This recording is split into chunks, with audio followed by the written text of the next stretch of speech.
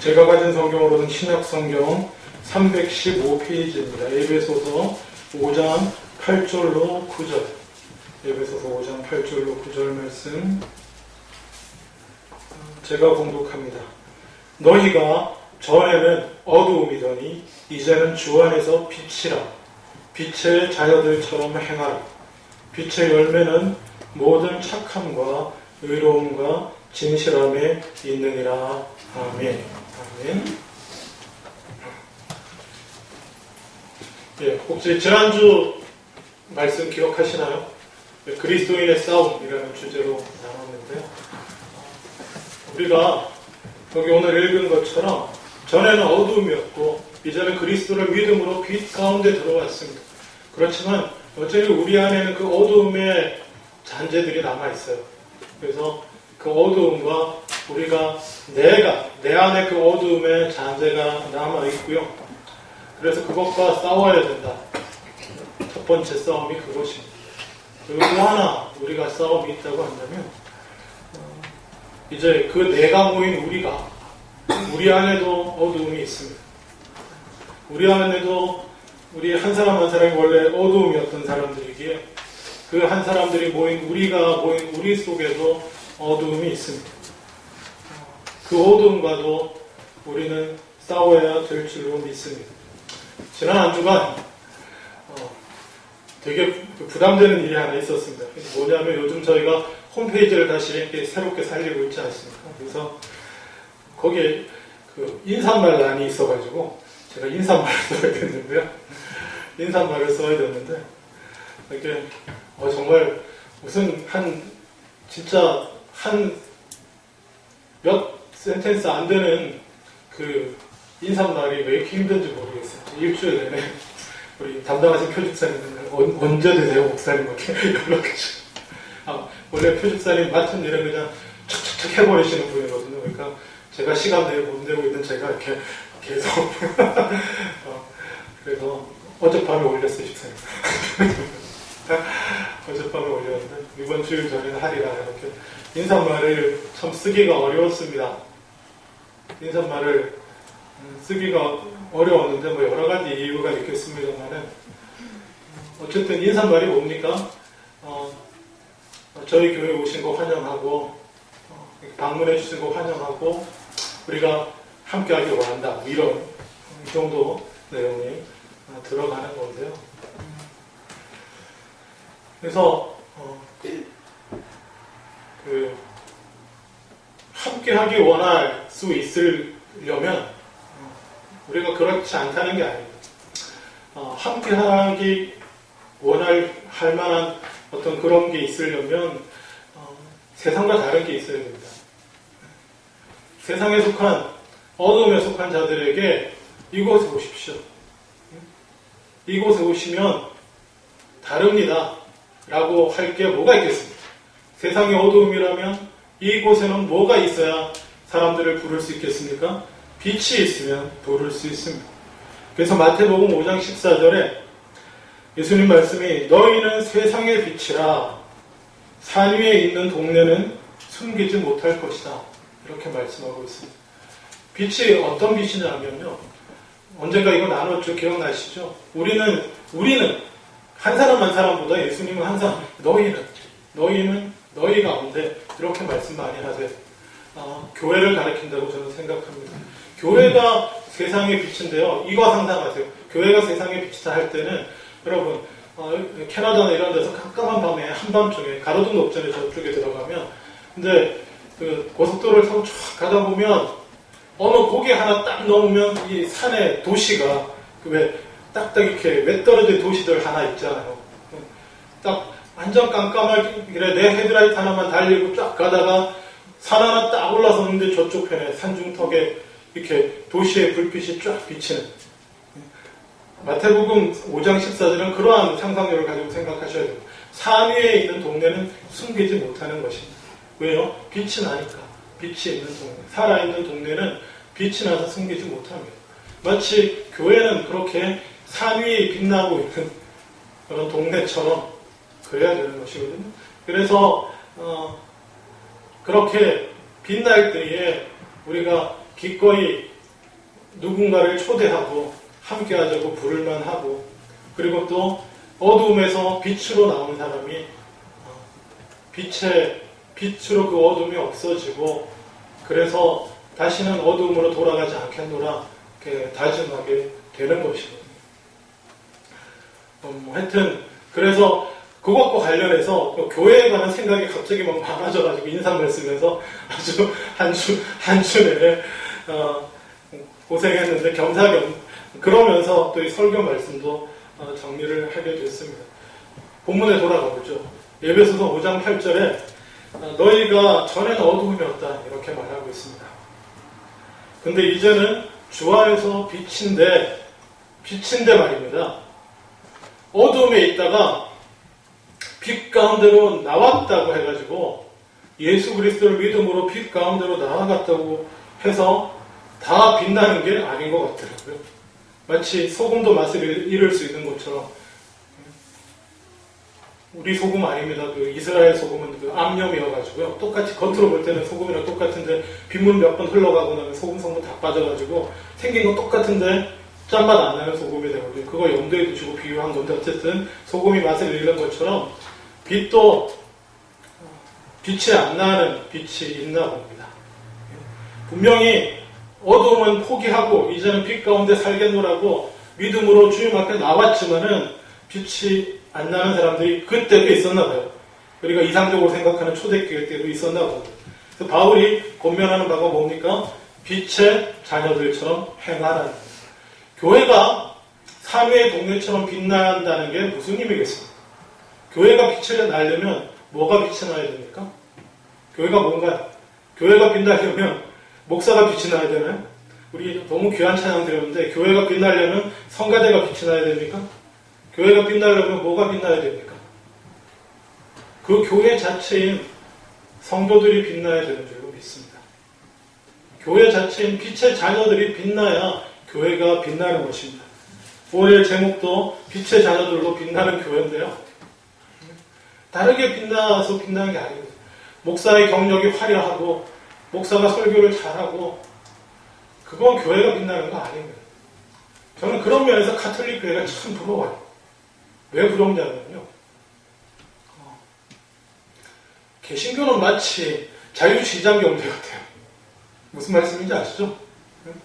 서로 빛난다고 이렇게 서로 좋은 거 많다고 빛난 거 많다고 이렇게 뭐 자랑하고 이러고 광고하고 막 와보라고 그러고 멀쩡하게 다른 교회 잘 나가고 해서 우리 교회 더 좋다고 끌고 가고 저는 이게 교회가 싶을 때가 있어요. 가끔 도대체 교회에서 뭘 가르치길래 이런 생각을 할 때가 있습니다. 가톨릭은 제가 알기로 그런 거 없거든요. 그냥 모든 성당은 다 동일하고 지역별로 이사 간 데 나가는 거예요.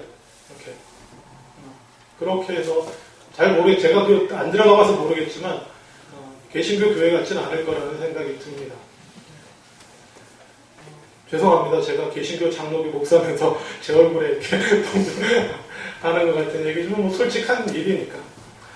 교회는요, 네? 성도로 인해 빛나야 되는 줄로 믿습니다. 아멘. 우리 목사님 이렇게 빛나니까 우리 교회 빛나기 죄송합니다. 빛나겠지 아니고요.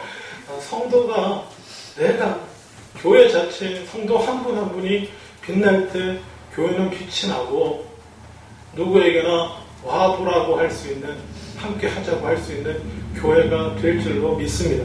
우리 교회가 빛 안 나는다는 얘기가 아닙니다. 다시 한번 좀 우리가 빛나는 교회가 된 거죠. 우리가 애써 봤어요. 그렇지만 다시 한번 좀 몇 가지 좀 콕 집어 보기를 원합니다. 왜냐하면 우리가 이미 빛인데도 어느새 빛을 조금씩 잃어가고 있는 부분들이 보이고 또 시간과 함께 그렇게 될 수밖에 없는 게 인간의 연약함이기 때문에 그렇습니다. 그래서 바울이 빛의 자들처럼 행하라고 다시 한번 에베소 교회 교인들한테 이렇게 권면하지 않습니까? 그 압박, 그 로마의 핍박과 이런 것들 가운데 믿음 생활하는 그런 분들 보고도 다시 한번 빛의 자녀들처럼 행하라고 말씀하셨는데, 오늘을 사는 우리에게는 오죽하겠습니다. 빛의 자녀들처럼 우리가 다 결론부터 말하자면 행할 때에 교회는 산위의 동네처럼 숨길 수 없게 빛나게 될 줄로 믿습니다. 그렇다면 어떻게 해야 빛의 자녀들처럼 행하는 거겠습니까? 오늘 9절에 읽어보면요. 빛의 열매는 빛의 자녀들처럼 행하면 빛의 열매가 생길 텐데 빛의 열매는 모든 착한 것, 착하다고 하는 모든 것, 의롭다고 하는 것 모든 것, 진실하다고 하는 것 모든 거다. 참 쉬운 듯 하면서도 되게 어렵고요. 너무 예민합니다. 솔직히 모든 것 하면 사실 아무것도 아닌 게 될 수가 있어요. 무슨 말씀인지 아시죠? 모든 걸 다 해야 됩니다. 다 잘해야 됩니다. 뭘 잘해야 되지? 아무것도 못하게 되는 게 있습니다. 마치 바울이 잘못 썼다는 거에 성경 말씀이 진리가 아니라는 건 아니고요. 예, 맞습니다. 빛의 자녀들처럼 행하면 모든 의로움과 선함과 진실함이 드러나는 것인데요. 뭐든지. 그렇지만 적어도 우리가 이것만은 꼭 집어서 실천해야 될 의와 진실함과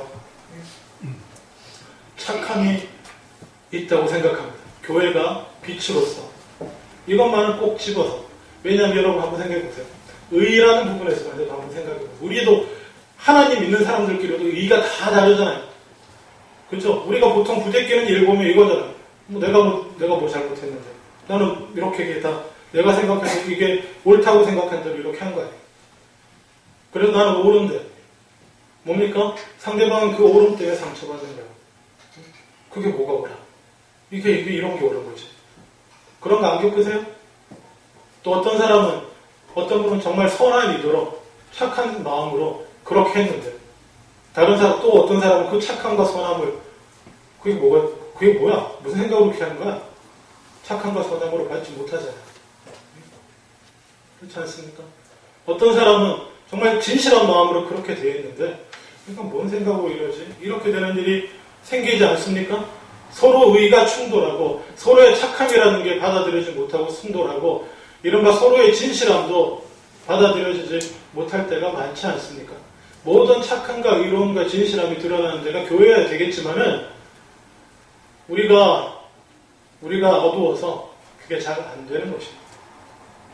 그런 의미에서 이것만은 꼭 정말 참으로 빛나는 교회가 되기 위해서 우리 모두가 함께 꼭 애썼으면 하는 게 있습니다. 모든 것 말고 그냥 요거 3가지 정도만 하다 보니까 3가지 정도가 됐는데요. 요거 한 3가지 정도만 우리가 올 한 해 열심히 지켜나가도 우리는 빛이 될 것 같다는 생각을 하면서 여러분에게 나누기 원합니다. 마가복음 3장 33절과 35절 빨리 찾으실 분 찾으시지만 힘드시면 그냥 제가 읽겠습니다. 마가복음 3장 33절과 35절에 보면 예수님 이런 말씀을 하십니다. 대답하시되 누가 내 어머니며 동생들이냐 하시고 둘러 앉은 자들을 보시며 이르시되 내 어머니와 내 동생들을 보라. 누구든지 하나님의 뜻대로 행하는 자가 내 형제요 자매요 어머니니라. 아멘. 예수님께서 오셔서 빛으로 이 땅에 오셔서 사람들을 불러 모으시면서 처음 불러 모으신 게 뭐냐면요. 새 가정입니다. 새로운 가족입니다. 예수님이 사람들 사이에 둘러싸여서 말씀 나누고 있는데 그곳에 어머니 마리아와 동생들이 마리아와 요셉 사이에 태어난 자녀들이죠. 동생들이 왔어요. 그랬더니 사람들이 막 밖에 찾아왔다고 그러니까 그 면전에서 예수님이 이런 얘기 하시는 겁니다. 누가 내 어머니와 동생이냐? 내 어머니와 내 동생들을 보라. 하나님의 뜻대로 행하는 자가 내 형제요 자매다. 예수님은 이 땅에 오셔서 교회를 세우셔서 사람들을 불러내시고 처음 선언하신 게 새로운 가족을 선언하셨습니다. 새로운 가족이요. 가족이 뭡니까? 가족. 하나님이 만드신 최소의 단위고요. 그리고 사람들은 다 무엇을 위해 사는 것 당연합니까? 가족을 위해 사는 것. 그죠? 조금 이기적인 듯이 보여도 자기 가족을 위한 일이라고 하면 서로 좀 이해하잖아요. 그렇지 않습니까? 부모가 자식 생각하는 거하고 부부가 서로 생각하고 가정 생각하고 하는 것들은 뭐 당연하다. 이럴 정도로 어쩌면 가족이라고 하는 공동체는 최고의 정당성을 갖는 공동체입니다. 가족을 위한 거 너무 당연한 거예요. 그렇지 않습니까? 누가 감히 그렇죠? 예. 가족은 그런데 예수님은 뭐라고 하셨냐면 새로운 가족을 선포하십니다. 새로운 가족이요. 누가 내 가족인가? 하나님 뜻대로 행하는 자들. 교회는 첫 번째 가족이어야 됩니다. 아멘. 교회는 주님의 뜻대로 행하는 가족입니다. 주님의 뜻대로 행하는 사람들이 모인 가족입니다. 이 얘기는 무슨 얘기냐면요. 폭넓게 나가면 이렇습니다. 고대인들은 다 가족, 친족 중심으로 모입니다. 그렇게 그 얘기는 뭐냐면 어떤 이익들을 중심으로 움직여요. 어떤 이익을 중심으로 모이냐면 가족들의 이익이 최고예요. 최고 이익이고 조금 더 나가면 자기 가족을 보호해두고 지킬 수 있는 사람들이 사실 누구뿐이에요? 친족들, 집안 사람들. 우리 한국도 이런 거 좀 남아있잖아요. 그렇죠? 집안이 좋아야 되고 뭐 이런 게 다 뭡니까? 나를 지켜주고 보호해주고 서로 이렇게 끌어주고 땡겨주고 이익들 챙겨줄 수 있는 단위. 네? 그렇지 않습니까? 서로의 이익을 위해서 힘쓰고 애써줄 수 있는 단위. 그게 좁게는 가족이고 조금 키워봤자 그게 뭡니까? 친족, 집안. 이거 아닙니까? 근데 예수님이 이 땅에서 첫 번째 하신 게 뭐냐면 새 가족을 만들었다고 선언하신 거예요. 이 당시 예수님 당시 사람들도 다 그렇게 움직이고 있습니다. 이웃 해봐야 나 중심으로 내 가족 뭐 이렇게 서로 이익을 챙겨줄 수 있는 사람들끼리 이렇게 모여 살고 있는 사람들에게 그게 가족이 아니다. 하나님의 뜻을 따라 사는 사람들은 다 주 안에서 한 가족이다. 이 얘기는 뭔 얘기냐면 기존에 내가 갖고 있는 이 영역들을 깨라는 것입니다. 기존에 내가 최우선적으로 신경 쓰고 챙기고 하던 그 틀을 깨라는 말이에요. 서로 우리 가족 한 집안 끼리끼리 좀 폭넓게 말하자면 그냥 끼리끼리 가깝고 친하고 이런 게 가족, 그런 단위가 가족으로 정립되는 게 아니고 핏줄이나 그런 걸로 가족이 정립되는 게 아니고 하나님 안에서는 모두 다 가족으로 대해야 된다. 가족의 틀을 깨고 넓혀라라는 것입니다. 물론 가족 안에서도 형제 자매들끼리도 친하고 좀 덜 친하고 이런 관계가 생길 수 있습니다. 저만 해도 여동생이 둘이지만 사실 큰 녀석하고 가깝고 작은 녀석하고 조금 멀어요. 뭐 그럴 수 있죠. 그럴 수 있지만 분명히 우리는 뭡니까? 가족으로서 동등하게 서로 챙기고 섬기고 위하고 하는 것입니다. 첫 번째는 한 가지 반드시 기억하기를 원하는 것은 뭐냐면 우리는 주 안에서 가족입니다. 아멘. 우리는 주 안에서 가족입니다. 나누지 마세요. 우리가 비록 구역으로 나뉘어져 있지만은 그거는 서로 봉사와 섬김과 목회적 편의를 위해서 그런 것입니다. 그래서 저는 이런 일이 좀 안 일어났으면 좋겠어요. 다음에 구역, 내년쯤에 구역을 조정해서 이렇게 섞이는데 우리는 못 깨잖아. 전 깰 겁니다. 무슨 말도 안 되는 얘기예요. 우리는 가족입니다. 아멘? 우리는 가족이에요. 다 가족이에요. 다. 주를 믿는 자는 다 가족입니다. 내가 작은 애하고 좀 멀다고, 작은 여동생하고 좀 멀다고 그래가지고 난 너하고 안 만나. 네 언니하고는 멀다고 만나고 맨날. 물론 그런 완악한 인간도 있습니다. 형제 자매 중에. 하지만 원래는 그러면 되나요? 안 되나요? 그러면 안 되는 거죠. 예를 들면 우리가 대학 다닐 때 같이 자취를 했는데요. 저 있는 곳에 방을 잡아가지고 너는 나하고 안 친하니까 너는 딴 데 가서 네 학교 앞에서 자고 이렇게 하고 큰애는 내가 데리고 그럴 수 없는 거 아니에요. 가족은 그렇게 하는 거 아닙니다. 예? 반드시 기억하시기 원합니다. 교회는 뭐예요? 가족이다. 아멘. 가족이에요. 누구하고나 동등하게 마음을 열고 가깝게 나누고 지내는 가족이어야 될 줄로 믿습니다. 우리가 한 번에 30명하고 친하게 지낼 수 없기 때문에 구역을 나누는 거예요. 우리가 솔직히 이론적으로 말하면 한 번에 6명 이상하고 대화하기 힘들어요. 사람들은. 맥시멈이 6명 사실은. 그래서 구역도 한 10명 되면 안 좋아요. 6명 이하를 줄여야 돼요. 6명 되고. 제 얘기가 아니고 그건 심리학적이고 교육학적인 얘기입니다. 6명 넘어가면 안 챙겨줘요. 빠지는 사람들 계속 생기게 되니까.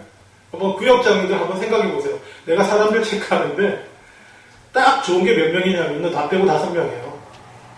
그거 넘어가기 시작하면, 물론 능력의 종들이 있습니다. 20명, 30명씩 이렇게 막 생기는 분들이 있는데, 그거는 예외고, 기본적으로 한 4명. 여러분 한번 친한 사람들끼리 만나보세요. 한 10명 만나가지고 친한 사람들 얘기가 됩니까? 여자분들. 아무리 얘기하기 좋아해도 한 10명 만나가지고 그거 안 되거든요. 뭐 3명, 4명, 5명, 맥시멈 6명이라는 거예요. 예, 그럴 수 있습니다. 우리가 그렇게 모여서 나눌 수 있지만은 평생 요렇게만 가겠다 그거 안 된다는 것입니다. 왜? 가족은 모두 함께 가족이니까. 아멘? 예, 내년에 한번 볼게요. 올해 지나고 구역 새로 나눌 때. 교회는 가족입니다. 꼭 기억하세요. 두 번째, 가족인데 예수님이 또 하나 좀 이상한 얘기 하셨어요. 어떤 이상한 얘기를 하셨냐면, 그냥 들으면, 우리 문화권에서 들으면 정말 이상한 얘기를 마태복음 23장 9절에서 하셨습니다. 마태복음 23장 9절에 이렇게 말씀하셨는데, 한번 볼까요? 자, 졸리시는 분, 성경 마태복음 23장 9절 보시면 좀 깜짝 놀라실 수 있습니다. 신약성경 마태복음 23장 9절에 함께 읽어보겠습니다. 예, 그냥 제가 읽을게요.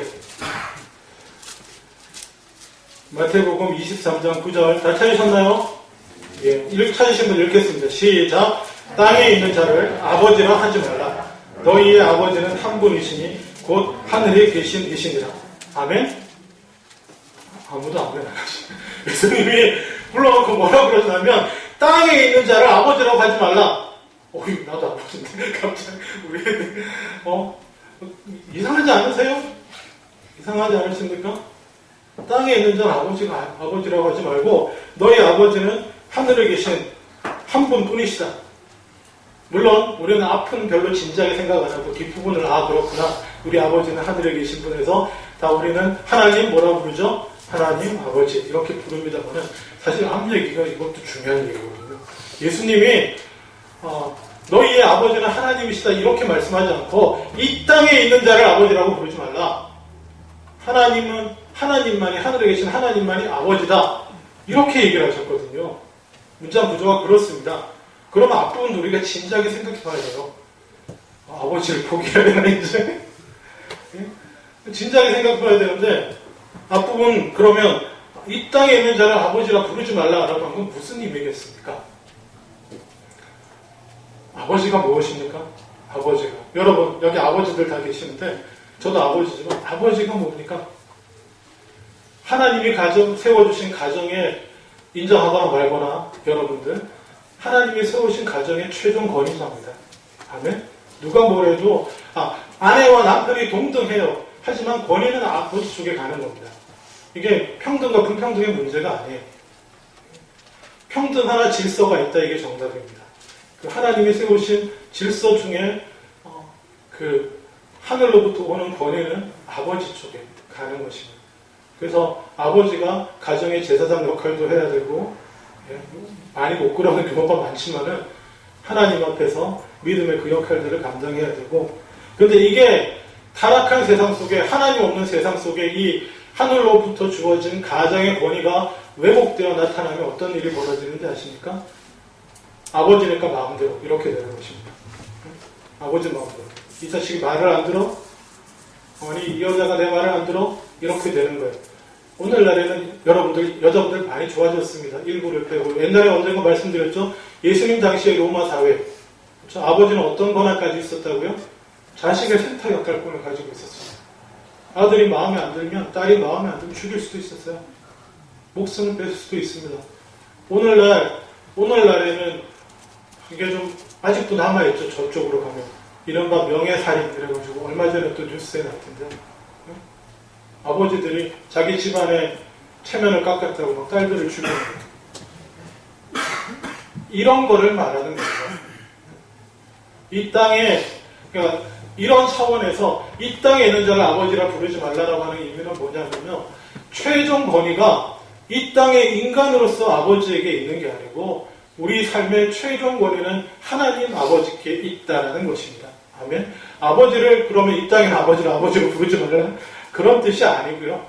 그 얘기는 무엇이냐면 가정에서의 아버지도 이제는 가족 모두의 최종 권위자도 아니고 아버지로서 권위는 있지만 그 권위는 뭐예요? 하나님 아래에 있는 거예요. 하나님 아래에서 갖는 아버지로서의 권위가 가정에게 있는 겁니다. 이 얘기는 조금 더 적나라하게 얘기하면요. 누가 누구의 지배하에 있지 않다는 것입니다. 누가 누구의 소유가 아니라는 것입니다. 자녀들이 부모의 소유가 아닙니다. 자녀들이 아버지의 소유도 아니고요. 아내가 남편의 소유도 아닙니다. 자녀들이 어머니의 소유도 아니고 아버지의 소유도 아닙니다. 이게 사회적으로도 교회적으로도 이 개념이 폭넓게 이해되어야 됩니다. 마찬가지로 우리 교회 가정에서의 최종 권위도 아버지가 있지만 아버지 위에 뭐예요? 하나님 아버지가 계신 것처럼 교회에서도 이 교회의 최종 권위자는 누구십니까? 하나님. 교회의 머리 되신 분은 예수 그리스도. 이게 맞는데요? 예, 맞습니다. 그렇게 다 알고 계시잖아요? 근데 이게 구체적으로 실현되고 적용되어야 되는 것입니다. 구체적으로 실현되고 적용된다는 것 무엇입니까? 우리 모두가 이 교회를 위해서 무엇인가 하려고 하고 무엇인가 행하려고 할 때에 누구의 생각을 따라간다 이게 아니고요. 하나님의 뜻이 무엇인가 함께 생각해야 되는 줄로 믿습니다. 우리가 한 달에 한 번씩 회의하고 또는 중진모임 때도 회의하지만은요. 바라기는 그곳에서 목사의 의견을 따라가자 이것도 아니고요. 장로님의 의견을 따라가자 아니고요. 아니면 또 뭐 뒤에서 이렇게 움직이시는 분이 계신지 모르겠지만 뒤에서 움직이시는 분의 의견을 쫓아가자 뭐 이런 것도 아니고요. 항상 교회는 모였을 때 누구요? 하나님 아버지의 뜻. 이 교회를 향한 하나님 아버지의 뜻을 좇으며 따를 수 있기를 원합니다. 물론 교회에는 하나님이 질서를 위해서 주신 권위자들이 있습니다. 말씀에 대한 해석과 오해를 방지하기 위해서 목사가 있습니다. 하나님 말씀을 바르게 잘 가르치려고 목사가 있고 또 오랜 신앙의 경험과 연륜으로 하나님과의 관계 속에서 쌓아올린 그 신앙의 경험을 가지고 사람들을 지도할 수 있도록 우리 장로님들과 또 권사님들이 있습니다. 그렇지만 그것보다 더 위에 누가 계시다고요? 하나님이에요. 목사가 이렇게 얘기해도 여러분 솔직히 베레아교회 사람들처럼 이것이 과연 그러한가? 말씀 뒤져보고 생각해 보실 수 있는 겁니다. 제가 누누이 말하지만 교회는 목사를 따르는 것이 아닙니다. 교회는 주를 따르는 것입니다. 아멘? 예수 그리스도를 따르는 것입니다. 언젠가 제가 제일 처음에 이 얘기했었는데 이제 7년 전인 것 같아요. 목사가 뭡니까? 목사. 저는 저를 이렇게 생각합니다. 저는 양머리 개입니다. 저 앞서 가시는 예수 그리스도를 양떼인 여러분이 잘 쫓아가실 수 있도록 저는 뒤에서 짖는 양머리 개인 줄 믿습니다. 여러분 어떻게 생각해요? 저는 그래요. 혹시 따라가는 데서 떨어져 나오는 양이 있으면 막 쫓아가서 막 열심히 짖어야 되는데 제가 잘 못하고 있거든요. 그렇게 따라가게 하는 게 목사라고 저는 믿습니다. 우리는 다 하나님 아래 있습니다. 아멘. 예. 그래서 언제든지 얘기하시고 나눌 수 있습니다. 목사님 이렇게 말씀하셨는데 제가 보기에는 이게 하나님 뜻에 더 가깝지 않을까요? 그럴 수 있습니다. 그래서 그러면 저도 열린 마음을 가지고 나누고 아무래도 그게 하나님 성경과 맞지 않으면 안 맞다. 맞으면 제가 좀 잘못 생각한 부분이 있으면 그렇구나. 이렇게 될 수 있는 것이 건전한 교회인 줄로 믿습니다. 아멘. 예. 교회의 머리는 예수 그리스도며 우리 아버지는 하나님입니다. 첫 번째 뭐라고요? 교회는 가족이다. 두 번째는 뭐라고요? 하나님이 우리 아버지다. 교회의 머리는 예수 그리스도. 아멘. 이 두 가지 꼭 기억하십시오. 마지막으로 세 번째 반드시 기억해야 될 것. 마태복음 5장 39절에서 42절입니다. 마태복음 5장 39절에서 42절.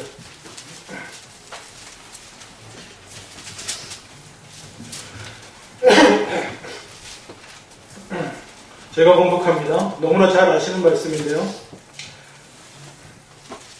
나는 너희에게 이르노니 악한 자를 대적하지 말라.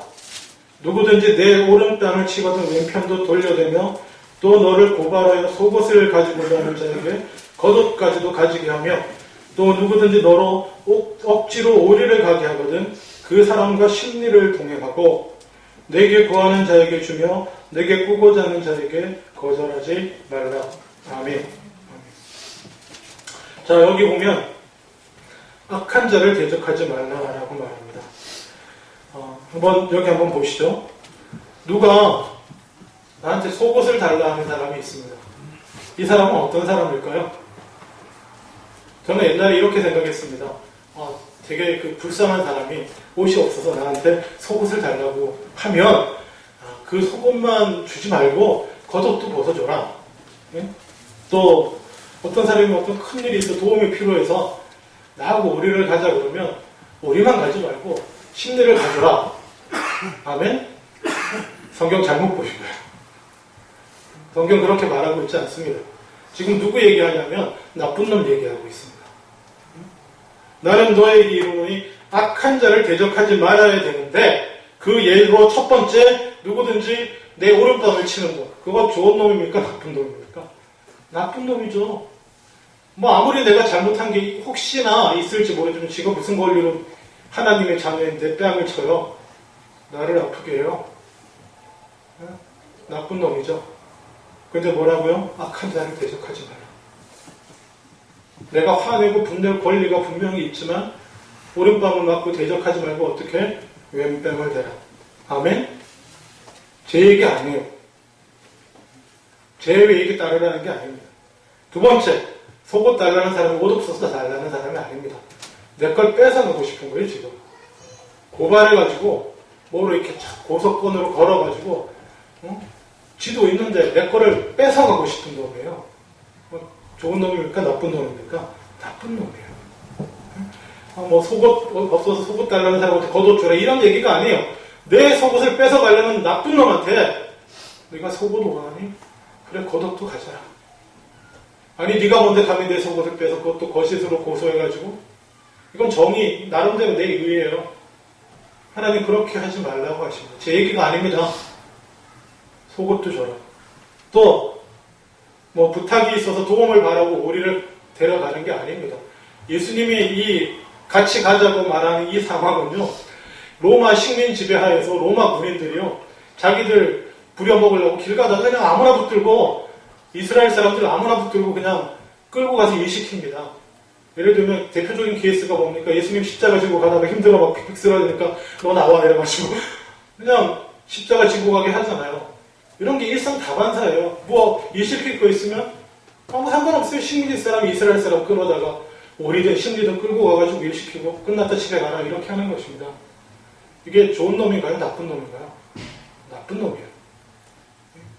나쁜 놈이 정말 나쁜 놈이 악한 자가 오리를 가자고 끌고 가면 가고 더 할 거 없나요? 그렇게 해야 된다고 예수님 말씀하고 있습니다. 제 얘기가 아닙니다. 성경 있는 그대로.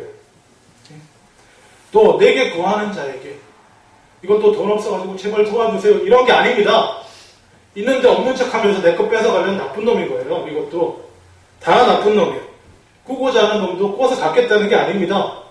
다 나쁜 놈이에요. 근데 예수님 뭐라고 말해요? 다 당하라는 겁니다. 다 당해라. 다 당하라는 것입니다. 이게 뭔 말입니까? 이게 무슨 말이에요? 예수님 다 당하라고 말씀하세요. 세상은 절대로 그렇게 말 안 하죠. 눈에는 눈, 이에는 이 다 갚아줘야지. 다시는 나를 업신여기지 않지. 이것들이 날 뭘로 보고 그러지 않으세요? 근데 예수님은요 그러지 말라고 하셨습니다. 그리고 본인이 그렇게 하지 않으셨습니다. 세상은요 폭력의 연속입니다. 폭력의 연속. 한번 따져보세요. 사회생활 잘하는 사람 어떤 사람입니까? 한국에서 사회생활 잘하는 사람? 누가 나한테 폭력을 행할 수 있고 나는 누구한테 폭력을 행할 수 있나? 이걸 잘 파악하는 사람이에요. 제가 잘못 이해했나요? 폭력이 단어가 좀 험합니까? 폭력이라는 단어는 다른 단어가 아니고 누군가 하기 싫은 걸 강제할 수 있는 힘이에요. 그게 뭐 힘이든지 뭐 주업해서 하든지 아니면 말로 쪼아서 하든지 아니면 뭐 주변을 막 왕따시켜가지고 어쩔 수 없이 그렇게 하든지 막 어쨌든 누군가의 내가 원하는 바를 강요할 수 있는 게 폭력이에요. 세상은 폭력의 연속 그렇지 않습니까? 폭력.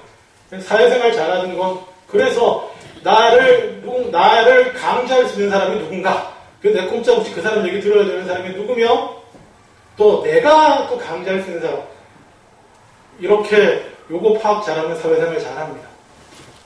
근데 교회 와서도 꼭 그러려는 사람이 있습니다. 교회는요, 그러한 폭력과 강제가 끊어지는 곳이 교회가 되는 줄로 믿습니다. 폭력은 재생산됩니다. 우리가 아는 한국 속담 중에 너무 귀한 속담 하나가 있는데, 어디 가서 뺨 맞고 어디 가서 눈을 긴다. 어디죠? 처음에 어디 가서 뺨 맞죠? 예, 맞습니다. 어떻게 하시죠? 종로 가서 뺨 맞고 또 어디 가서 눈을 흘겨요? 한강 가서 눈을 흘깁니다. 한강. 근데 이게 역사가 있는 얘기더라고요. 그냥 생긴 얘기가 아니에요. 왜 종로 가서는 뺨을 맞는데 한강 가서는 내가 눈을 흘길 수 있지? 동네에서 눈을 겼다가 그냥 직사에 맞는데 한강 가서는 눈을 흘길 수 있습니다. 이게 찾아보니까 이런 역사가 있더라고요. 옛날에 종로에는 유기전이라고 해서 우리 국사 시간에 다 나옵니다. 학생들 한국 사람들 모르겠죠. 유기전이라고 해서 정부의 물건을 내는 시장이 있었어요. 정부가 그리고 독점을 다 허락해 줬습니다. 비단, 면포, 생선 다 제가 오래돼가지고 하여튼 그래서 상인은 상인이지만 이 사람들이 엄청난 권리를 가지고 있습니다. 근데 그 물건 사려면 거기 가야 돼요. 근데 한강에는 옛날에 지금도 그렇지만 나루터들이 많이 있습니다. 전국에 오는 물건이 배로 오는 물건들이 다 어디로? 한강을 따라 들어와가지고 나루터 유명한 데 있죠. 마포 또 어디죠? 노량진, 서강 이런 데가 옛날에 다 나루였거든요. 한강 나루. 그곳에 물건을 다 풀어내립니다. 어쨌거나 전국에 물건이 모이는 그곳에는 이른바 난전이라고 하는 게 생깁니다. 정부가 그냥 눈 감아주는 가끔 한 번씩 그냥 형식상 단속 한 번 하고 이러는 난전이 생기고 종로에는 유기전이 있었고요. 그래서 이게 뭐냐면 종로 가서는 내가 아무리 고객이라고 해도 큰 소리 못 쳐요. 이 사람들은 위세 등등한 상인이거든. 거기 가갖고는 뺨을 맞을 수가 있습니다. 이 물건이 뭐 이래 그랬더니 이놈 자식 안 팔아도 이러고 한 대 맞을 수 있습니다. 근데 그렇게 맞고는 할 수 없어 터덜터덜 어디로? 한강 난전으로 와갖고는 있는 대로 눈에 힘주고 눈을 기고 막 이게 뭐냐고 이러면서 한다는 겁니다. 그래서 나온 얘기예요. 종로에서 뺨 맞고 한강에서 눈을 긴다. 역사와 전통이 있습니다. 근데 오늘날이 똑같아요. 이게 세상의 흐름이에요. 네? 폭력이 폭력을 낳아요. 폭력의 연쇄가 있습니다.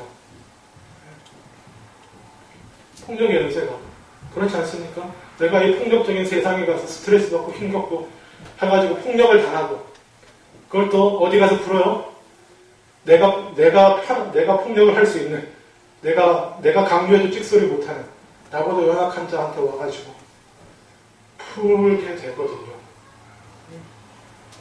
그런 차원에서 예수님이 뭐라고 말씀하시냐면 악한 자도 대적치 말아야 될진데 폭력하지 말라는 거예요. 악한 자도 그러면 착한 자는 대적해도 되나요? 예수님 말씀이 악한 자만 대적하지 말라고 그랬으니까 나보다 힘없고 욕하고 좀 착한 놈은 내가 좀 이렇게 잘못할 때 확 쥐어받고 대적해도 되나요? 안 되나요? 당연히 안 되죠. 악한 자라도 대적하면 안 된다고 했는데 그 악을 그냥 당하라고 했는데 그렇지 않습니까?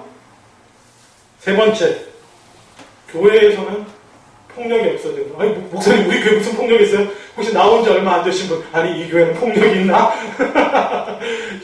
지워받고 때리라? 아니요 그런 얘기가 아닙니다.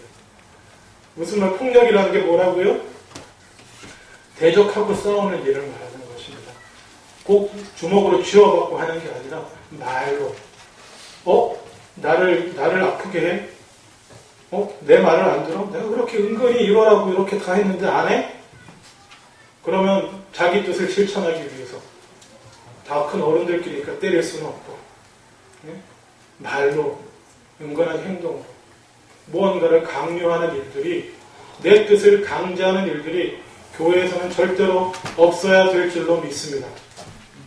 아멘 안 하실래요? 아멘 꼭 받아야 되겠어요. 제가 우리 중직 여러분, 제가 중직 훈련하고 또 이렇게 모여서 처음에 모이셨을 때 제가 딱 한 가지 말씀드린 거 있잖아요. 제 목회 철학은 딴 거 아닙니다. 제 목회 철학이 뭐라고 그랬습니까? 장로님 권사님, 제 목회 철학이 뭐예요? 목회 철학에 동의해 주셔야 됩니다. 중직들은 이렇게 말씀했는데, 제 목회 철학은 모든 일을 기쁨으로 하는 것입니다. 기쁨의 교회입니다. 그래서 아멘. 하나님을 기뻐하는 그 힘으로 우리 교회에서 섬기고 봉사하는 사람들은 모두 뭘 하든지 기쁨으로 할 수 있기를 원합니다. 이 얘기는 뭐냐면요, 강제와 강요가 좀 심하게 말하면 폭력이 없는 교회가 되기를 원한다는 것입니다. 물론 사랑의 권면은 이렇게 할 수 있어요. 여러분 아시죠? 사랑으로 권면하는 거하고 막 여러 가지 수를 써가지고 막 할래 나갈래 막 이렇게 푸시하는 거, 이거는 다른 거잖아요. 그렇죠? 이 정도는 우리 다 구분하죠? 예. 사랑의 권면은 있어요. 그래서 모든 일이 기쁨으로 이루어져야 되지만은 그곳에 폭력은 없어야 될 줄로 믿습니다. 그리고 또 하나, 폭력이 어떻게 하면 없어지는지 아십니까? 폭력의 재생산이 어떻게 하면 없어지는지 아세요? 내가 죽어야 없어집니다.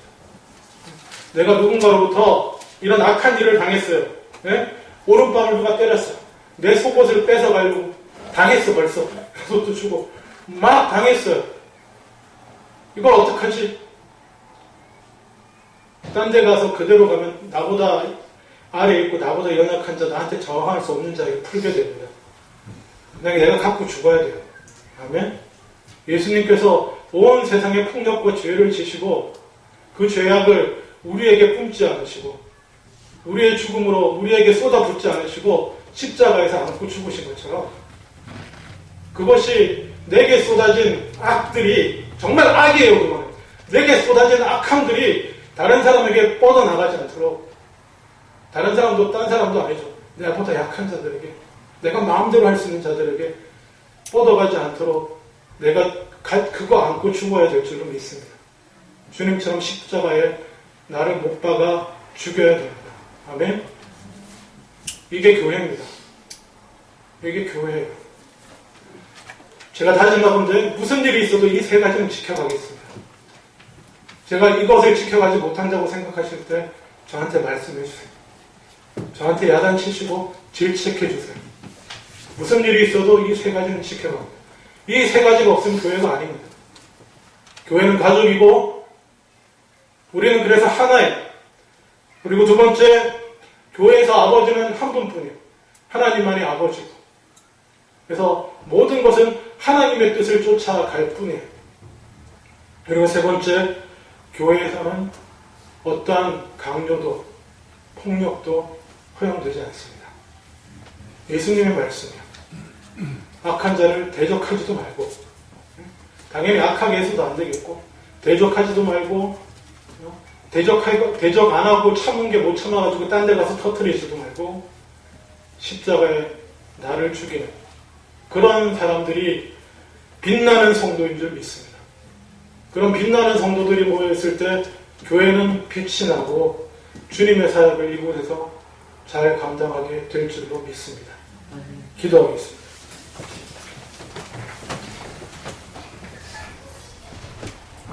아버지 하나님, 빛의 자녀답게 행하게 하여 주시옵소서.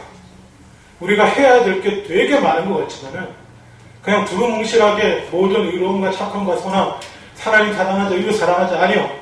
일단 이런 거 다 내려놓고 세 가지만 잘 지키게 하여 주시옵소서. 우리는 나뉘어지지 않습니다. 물론 우리가 좀 더 친하고 가까운 사람이 있겠지만 그것으로 서로 나뉘지 않는 우리는 주님 안에 한 가족입니다. 그리고 또 물론 우리 가운데 하나님의 믿음 안에 주신 권위자도 있고 또 목사도 있고 장로도 있고 여러분들이 있지만 우리의 최종 권위는 아버지 하나님입니다.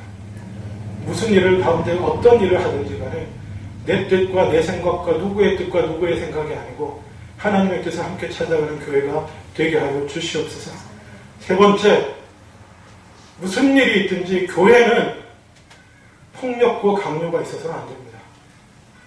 심지어 악을 대해서라도 저항하지 말라고 하시는데, 아버지, 어떠한 강요와 폭력과 조작과 조정도 압박도 없는 그런 걸 당해도 저항하지 않고, 그걸 당해도 참다가 다른 곳에 쏟지 않고 나와 함께 십자가에 못 박아 죽는 그런 빛나는 성도들로 채워지는 이 교회 되게 하여 주시옵소서.